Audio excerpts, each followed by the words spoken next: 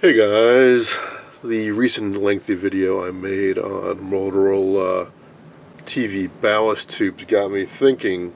There's one set I got recently we haven't taken a look at. I've done a lot of triage videos lately. I think this is the last one we'll be doing for a while. I am curious to see what we have inside this set. This is a Motorola 9VT1. It's one of the three that they made that have an 8-inch picture tube, the 8BP4. It's also the last of the group of sets, electrostatic TVs, the budget sets that Motorola made. These have the TS18 chassis, which is a slight refinement of the earlier TS4 chassis. Alright, I got one of these some years ago. I think I now have an example of every single Motorola electrostatic TV there is. But I never showed you the one I got years ago because it's such a mess.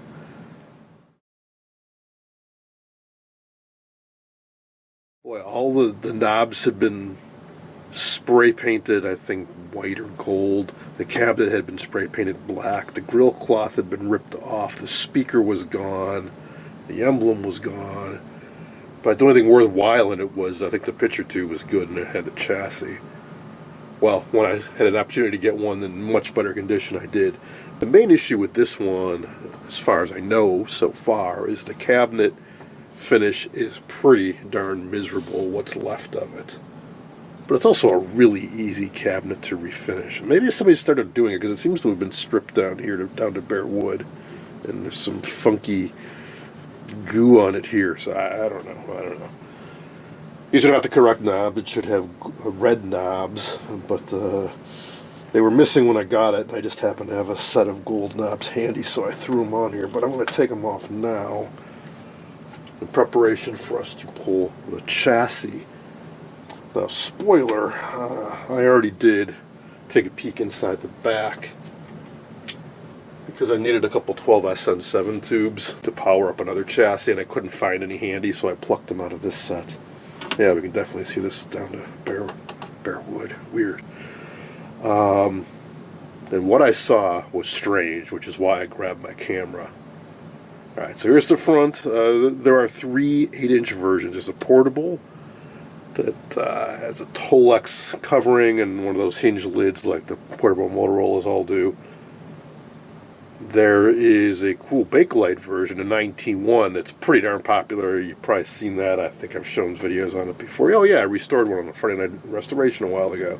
This is the wood version. This seems to be somewhat uncommon. At any rate, let's spin this around. Oh yeah, all the feet are gone, so this is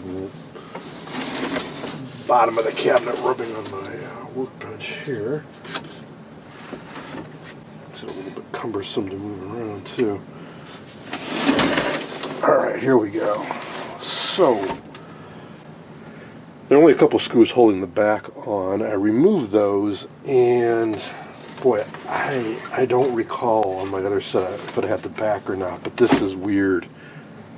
Bakelite version has hinges on the back, like the Bakelite 7-inch versions do, I think. But this has cloth hinges on it. I've never seen that before.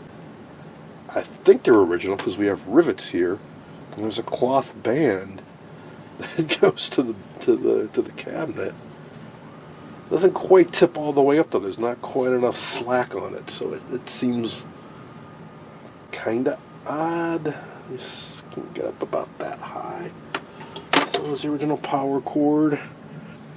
Nice little cup on it because the CRT sticks out the back a little bit. Good thing to have. And here's what we have inside. Now, I plucked a couple 12SN7s out, so we have empty sockets here. That looks wrong. Let's see. Get a little more light down in there. There should be, yeah, the three electrolytic caps are there. Why do we have a hole here? And here's the other odd thing. Let me reposition the camera a little bit.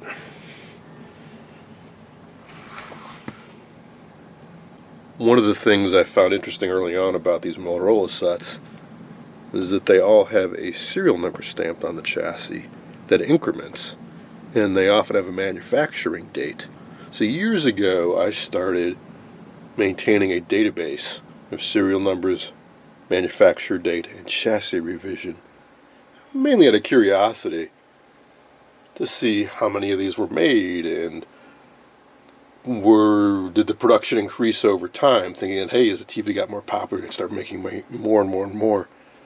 Weird thing about that, though, is it was absolutely linear. It's a straight line from 48 to 1950 over 2 years. Just absolute month in, month out, the production numbers stayed the same. I don't have any explanation for that other than maybe they had one assembly plant that could produce a certain number a day and they never bothered to increase capacity. That's all I can figure. But here's the weird thing about this chassis that really surprised me. The serial number is 3191, and there's a blank spot and then 1. I've never seen anything like that before. They're normally, the earliest ones I've seen are 4-digit, then they went to 5, and then they went to 6. TS-18s, I think every one I've ever seen had 6 digits.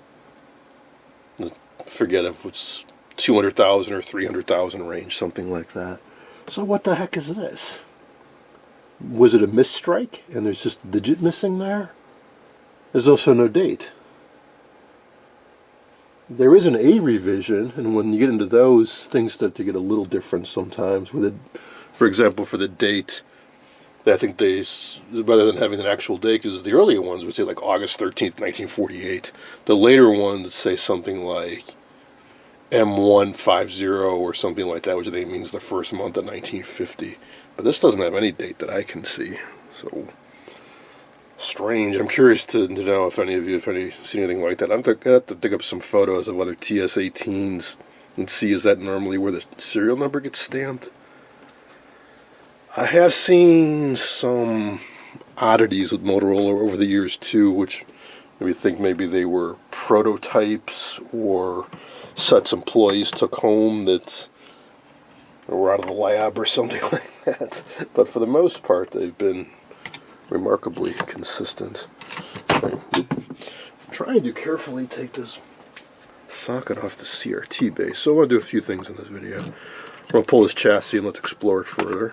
From what I can see at the top, it's all original. And we can test the picture tube. 8BP4, really, really, well, basically impossible to replace. I think only Motorola used them. They only used them in 3 models. They only used them for about a year, so there really are no spares. The only way you're going to get another one is basically to buy another Motorola set. Yeah, the chassis is completely loose, yeah, because the feet were rotting off or missing, and the screws that hold the feet on go right into the chassis, so when I took the feet off, that just freed up the chassis. So we're ready to come out right now. I think all that's left to do... I was going to say is reach in and disconnect the speaker. It's already disconnected. Well. There we go. The picture tube's attached to the cabinet, so that's that.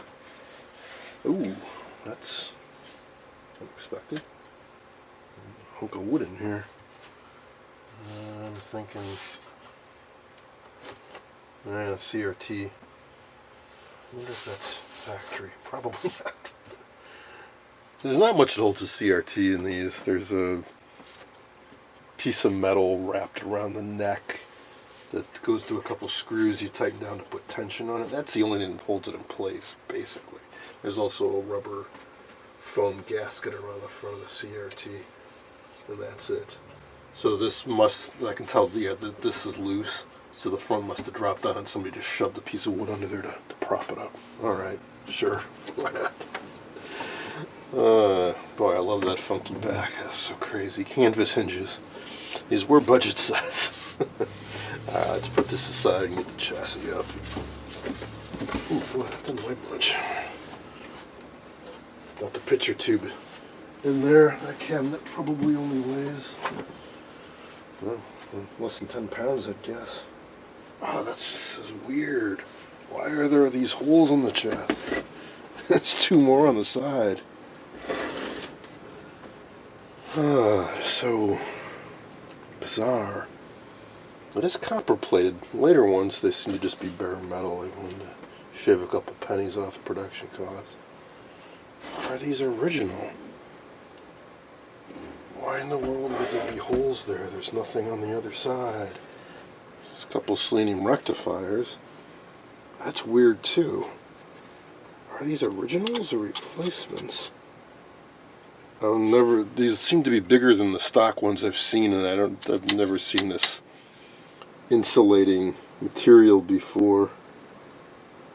I think those are replacements. Looks like the wiring. Yeah, this looks a little different than the other wiring in here. And I'm thinking maybe somebody added those holes for ventilation. I'm trying to see if the edges look like they're copper plated though. And they're very well done. It's a little hard to tell. That could, if you use the chassis punch, you could make a pretty neat hole. Yeah, boy, I can't quite tell. I'm going to post some photos and put it to the internet. I've worked on 20 of these sets, maybe more, and I've seen a dozen more beyond that. I've never seen holes like this. Unfortunately, I'm not exactly liking what I'm seeing when it comes to testing the picture tube. I had hooked up to my CR70. Filament voltage 6.3. We don't have any shorts. The cutoff, though, it responds to the knob, but it very quickly, when I rotate it clockwise, shoots way off scale. If I put it where you're supposed to set it, it's kind of squirrely too. That's where you're supposed to set it when you check emissions, and if I do that, the emissions are really low. If I turn the cutoff up to where the emissions are good, and flip back to cutoff, it's off scale. That shouldn't react like that. What's worse, though, is getting nothing on the screen. I have a mirror in front of the set, and I have the cutoff wide open now, so we should have maximum cathode current flow, and I'm not seeing anything. If it's good, we should see a little splotch of something on the screen, and I'm not seeing anything. Well, CRT may not be good, but at least we can secure it for now. Get that block of wood out of there. So the way this works is there's a aluminum strap around here with some corrugations in it to give you a little bit of a kind of a grip to it, expansion, I guess you could call it. And it's it's a crude system. I won't argue that. They have two screws that come down from the top. You put a nut there, and you tighten down a nut here, and that squeezes the neck. There's some padding in there, some shielding metal under that, and that's what holds it in place. So you push it down into this foam ring up front as firmly as you can, and then you tighten this down. This nut was loose. This whole strap was loose. So we're going to get a nice washer on there, a nice new nut, and we're going to tighten that down and see if we can get this to hold firmly in place, so we will no longer need this block of wood that was shoved in there. And then we're going to put some new feet on it too. And here it will sit for the time being proudly on top of the Dumont doghouse. I got it the same swap meet. I'm actually as psyched about digging into the cabinet as I am the electronics, because it will make it look so much better. But it is winter now, so it's going to have to wait until spring. I am bummed about the 8BP4, of course. I can probably dig up a spare if I need to, but it sure would have been nice if it tested great. We will still try to use it in the set and see what we get, but that will have to wait for another day. Hope you enjoyed this video on a Motorola 9VT1. Thanks for watching.